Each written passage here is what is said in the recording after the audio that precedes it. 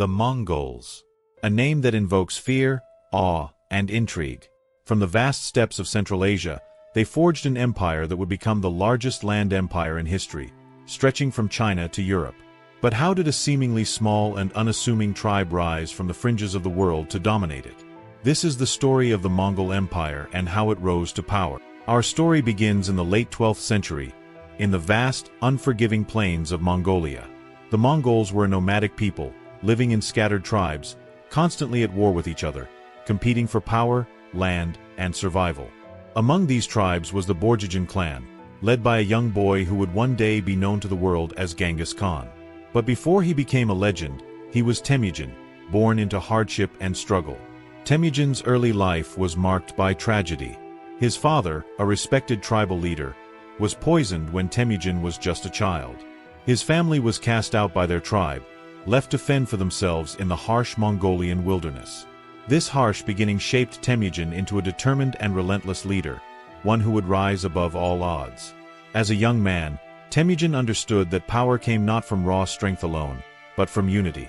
He was a master of alliances, building a following not just through blood ties, but through loyalty and respect. He managed to unite the Mongol tribes, something that had never been done before, by offering a new vision for a unified people. He became a charismatic leader, promising a new order, one where merit, not just noble birth, would determine one's position.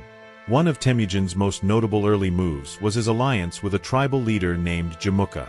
But soon, this alliance turned to rivalry. The two young men, once close friends, found themselves at odds over leadership. In a decisive battle, Temujin defeated Jamukha, solidifying his status as the leader of the Mongols. But this victory wasn't just about defeating Jamukha. It was about sending a clear message. In Temujin's empire, loyalty would be rewarded, but betrayal would not be tolerated. With Jamukha defeated, Temujin's next challenge was to secure his leadership over the other tribes. He realized that the old ways of Mongol society, built on aristocratic rule, had to be changed. In his empire, everyone, from the highest noble to the lowest commoner, had a place. He divided his army into units of 10, a structure that would become the backbone of Mongol military success. The key was discipline, loyalty, and a strict meritocracy. He promoted warriors based on their ability and bravery, not their bloodline. This method was revolutionary in a world where power and status were often dictated by birth.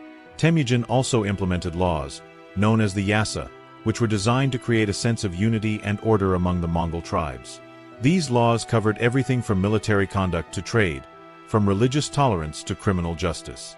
While some may have seen them as harsh, the yasa gave the Mongols the cohesion and discipline they needed to succeed on the battlefield and beyond. But it wasn't just Temujin's political and social reforms that made him powerful. His military strategies were revolutionary. The Mongol army was unlike any other in the world. It was fast, mobile, and deadly. The Mongols were master horsemen, able to ride for hours at a time without tiring, shooting arrows with deadly precision while at full gallop. Their primary weapon was the composite bow, capable of shooting farther and more accurately than anything used by their enemies. They used psychological warfare, often making their enemies believe they were larger in number than they truly were, and employing tactics like feigned retreats to lure their enemies into traps. But the true genius of the Mongol army lay in its organization. Temujin's army was divided into units called Tumun, 10,000 men, Mingan, 1,000 men, Zun, 100 men, and Zur, 10 men. This organization allowed for both large-scale coordination and rapid, efficient responses to changing battle conditions. It was an army that could move swiftly, strike hard, and retreat without leaving a trace. Temujin's first major military campaign outside Mongolia began in 1207, when he turned his sights on the Western Xia dynasty in northern China. He ruthlessly defeated their forces, taking over their territory and incorporating their advanced technology and military knowledge into his own army. This victory marked the beginning of the Mongol Empire's expansion. From there, Genghis Khan turned his attention to the Jin dynasty in China, which controlled northern China. After years of siege warfare and battles, Genghis Khan finally broke through the Jin defenses, securing another major victory for the Mongols. But it wasn't just China that fell to the Mongols. In 1219, Genghis Khan launched a brutal campaign against the Khwarezmian Empire, a wealthy and powerful kingdom that spanned parts of modern-day Iran, Uzbekistan, and Kazakhstan. When the Khwarezmian ruler killed Mongol ambassadors, Genghis Khan responded with one of the most devastating military campaigns in history. He wiped out entire cities, leaving no survivors, and left a trail of terror that stretched across Asia. In just a few short years, Genghis Khan had created an empire that spanned from the Pacific Ocean in the east to the Caspian Sea in the west, encompassing vast territories of China, Central Asia, Persia, and beyond. He had achieved what no one had thought possible: a unified Mongol Empire that could rival the greatest civilizations of the time. By the time of his death in 1227, Genghis Khan had built the largest contiguous empire in history, a vast network of cultures, peoples, and lands under his rule. But his empire was more than just land. It was a fusion of cultures, a blending of East and West, with trade routes stretching across Asia and into Europe.